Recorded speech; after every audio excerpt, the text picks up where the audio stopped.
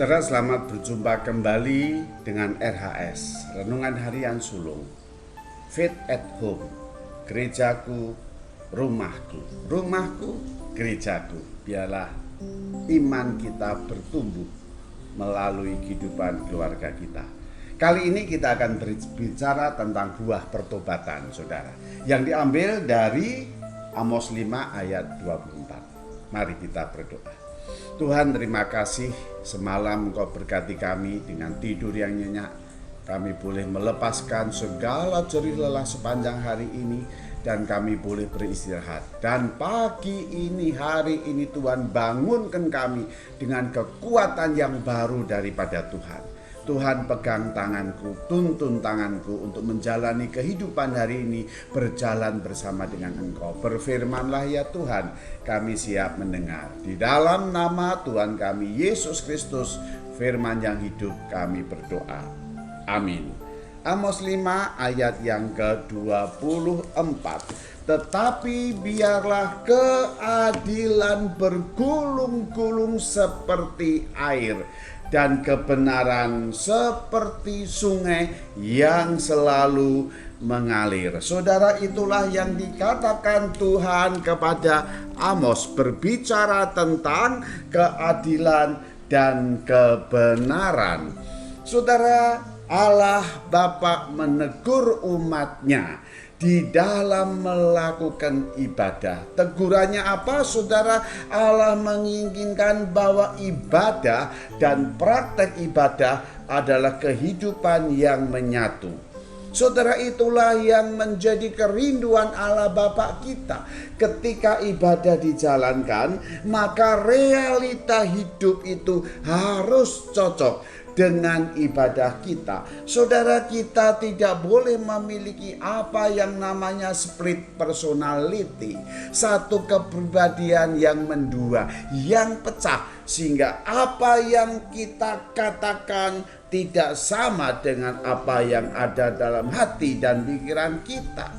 Apa yang ada dalam diri saya tidak sama dengan realita hidup saya. Demikian juga dalam ibadah. Apa yang saya lakukan dalam ibadah tidak sama dengan realita hidup sehari-hari. Oleh karena itu, saudara, ketika kita bicara ibadah, maka dalam ibadah pasti ada ritual.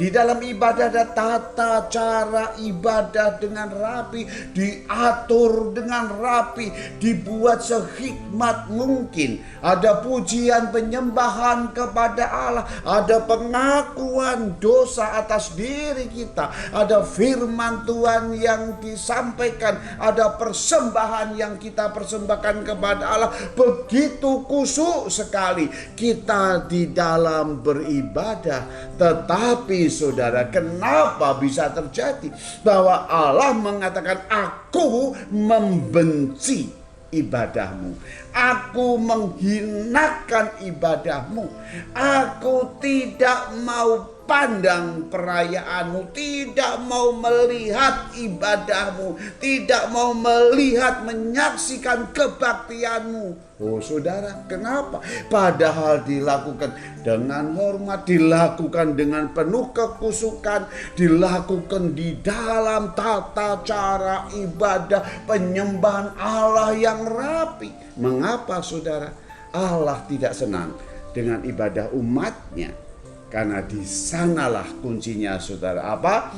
Ibadah umatnya memisahkan antara ibadah dan realita hidup sehari-hari. Saudara, itu persoalannya. Itu yang ditegur Allah, itu yang diingatkan oleh Amos, bahwa yang namanya ibadah itu ternyata terpisah jauh dengan apa yang namanya realita kehidupan sehari-hari. Maka di sana Tuhan mengatakan kepada umatnya Israel, tetapi biarlah keadilan bergulung-gulung seperti air dan kebenaran seperti sungai yang selalu mengalir. Oh saudara, Tuhan ingin bahwa apa yang namanya keadilan dan kebenaran menjadi bagian dalam hidupmu. manusia seperti air yang bergulung-gulung, seperti sungai yang terus mengalir, yang keluar dari kehidupan kita.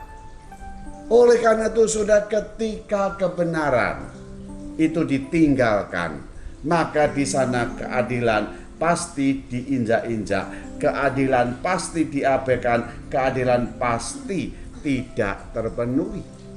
Ketika kebenaran ditinggalkan, ketika kebenaran diabaikan, ketika kebenaran tidak dimengerti dengan baik, maka apa yang namanya keadilan, apa yang namanya kasih, apa yang namanya peduli kepada orang lain, apa yang namanya memperhatikan mereka yang susah, mereka yang sedih, mereka yang membutuhkan pertolongan, semuanya diabaikan. Padahal ibadahnya dapat berjalan dengan khusyuk luar biasa. Itulah yang terjadi di tengah-tengah umatnya, saudara. Israel memiliki satu kehidupan yang tidak memperdulikan lagi saudara-saudaranya. Setiap orang hidup sendiri-sendiri, lulu gue. Ya, saya tidak peduli kamu ada apa dan terjadi pada apa. Saya tidak bisa mengerti kamu atau tidak mau ngerti kamu apapun yang terjadi. Padahal itu adalah saudara kita sendiri. Kasih persaudaraan yang Tuhan berikan itu sudah ditinggalkan oleh umatnya. Maka dalam ayat 12 Tuhan berkata, sebab aku tahu bahwa perbuatanmu yang jahat banyak. Oh saudara, ibadah bisa berjalan dengan baik, tetapi Tuhan menyatakan perbuatanmu yang jahat itu banyak. Dosamu semakin berjumlah besar.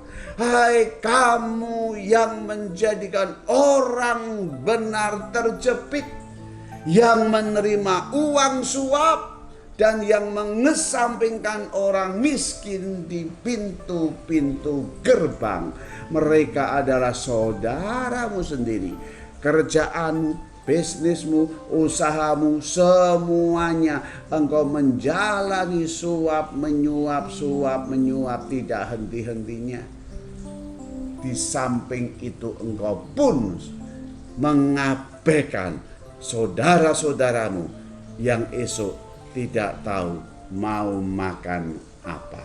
Saudara, itulah yang ditegur oleh Allah Bapa.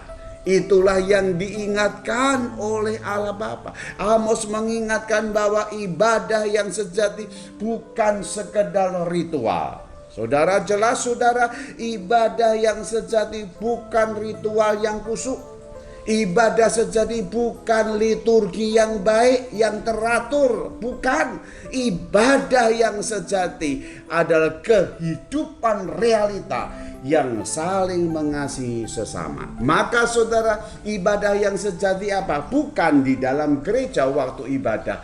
Ibadah sejati terjadi sesungguhnya di luar gereja. Ketika kita melangkahkan kaki kita keluar, di tengah-tengah keluarga kita, di tengah-tengah pekerjaan kita, di tengah-tengah jalan, di tengah bisnis kita, di tengah-tengah warung kita, di tengah-tengah pabrik kita, semua yang kita lakukan setelah kita keluar dari ibadah gereja, itulah ibadah yang sesungguhnya.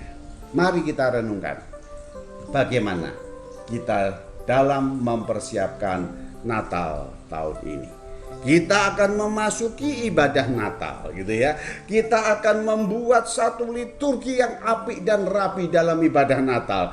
Kita akan mempersiapkan diri kita dengan khusyuk menyambut kedatangan Allah yang luar biasa, turun dari surga datang ke dalam dunia yang penuh dengan kekotoran hidup kita. Tetapi Allah mau. Namun apa yang saudara dan saya persiapkan? Regina mengajak kita untuk merenungkan renungan hari ini, bahasa cinta. Biarlah itu menjadi bagian di dalam hidup saudara dan saya, ibadah yang utuh, realita ibadah yang saya jalani dengan baik. Apa itu?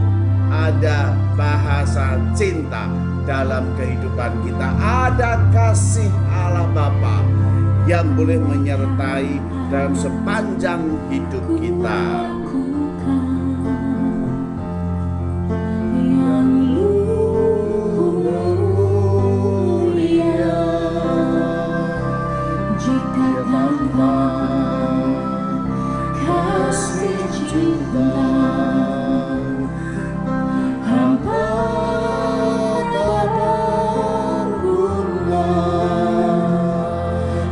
Mari kita katakan kepada Tuhan, ya Tuhan ajarilah ya Tuhan kasih-Mu, ajarilah bahasa cinta-Mu dalam hidup ini, supaya kami dekat kepadamu Tuhan, supaya kami juga dekat dengan sesama kami.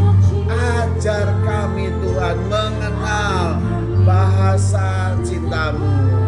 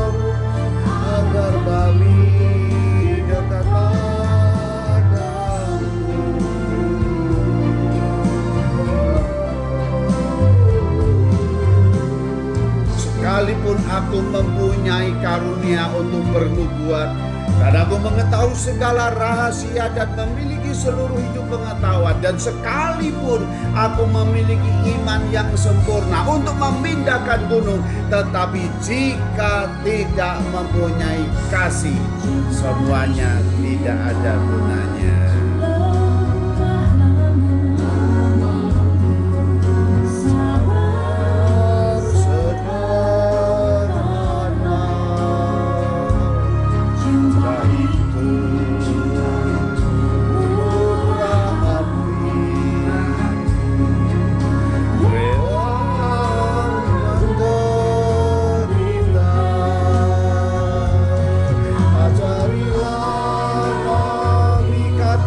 Tuhan, ajarilah aku Tuhan bahasa kasih-Mu Tuhan, untuk aku miliki dalam ibadahku setiap hari.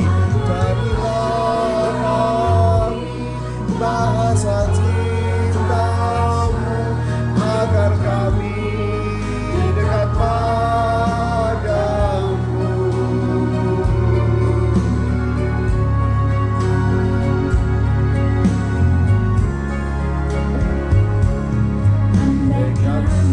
Mari kita renungkan, saudara, ngambil waktu teduh.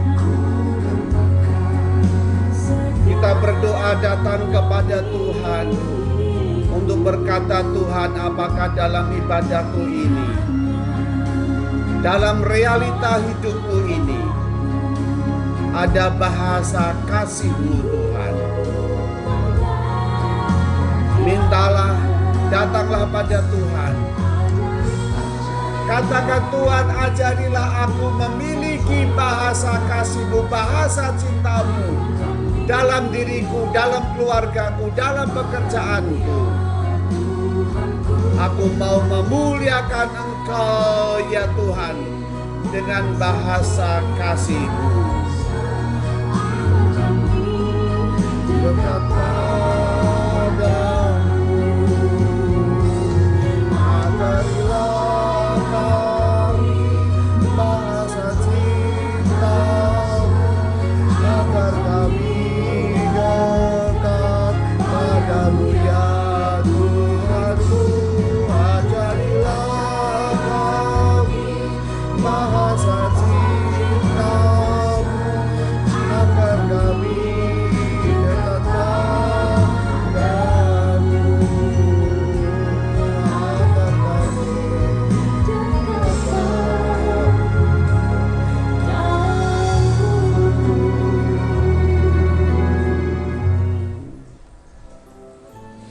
Natal bukan sekedar ibadah yang akan kita lakukan, tetapi Natal biarlah membuat perubahan, pertobatan dalam hidup kita semakin nyata. Kasih Tuhan, bahasa cinta Tuhan menjadi bagian dalam hidup kita. Amin. Mari kita berdoa. Tuhan, terima kasih. Hari ini, Minggu Advent ini, Engkau ingatkan bagaimana kami beribadah. Bukan sekedar ritual liturgi yang apik dan rapi, tapi ibadah yang sesungguhnya adalah ketika kami meninggalkan persekutuan ibadahmu bersama dalam gereja, masuk dalam realita hidup kami sehari-hari. Di rumah kami, di pekerjaan kami, di tempat usaha kami, di tempat sekolah kuliah kami, dimanapun saja kami berada. Kasih Tuhan terus mengalir dalam hidup kami sehari-hari, sehingga kami boleh jadi berkat bagi sesama kami. Ampuni kami Tuhan ketika kebenaran itu kami abaikan atau bahkan kami injak-injak, sehingga keadilan dan kasih itu tidak ada dalam kehidupan kami. Ampuni kami Tuhan ketika kasih Tuhan semakin pudar di tengah-tengah relasi kami, dan istri kami, suami kami, anak-anak kami, orang tua kami, sesama kami. Tuhan, ampuni kami kalau kasih itu sudah hambar.